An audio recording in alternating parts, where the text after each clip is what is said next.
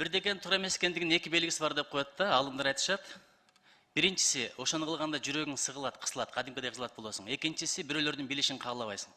Кечээ комитет ушуну жашыруун карады. Эгерде киреш алып келе турган болсо, Кыргызстандын экономикасынын гүлдөп өнүгүшүнө себеп болсо, социалдык маселелер чече турган болсо, анда эмнеге жашыруун каралып атат бул маселе?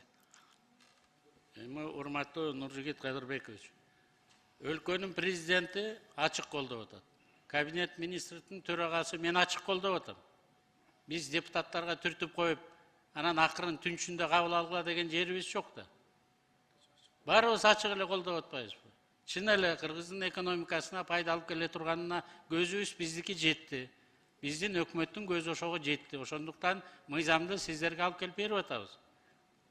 Ал эми сиздердин коллегаларыңыздар комитетте кандай карайт, эмне карайт, мен комментарий бере албайм да. Ал комитеттин өзүнүн иши, депутаттардын иши.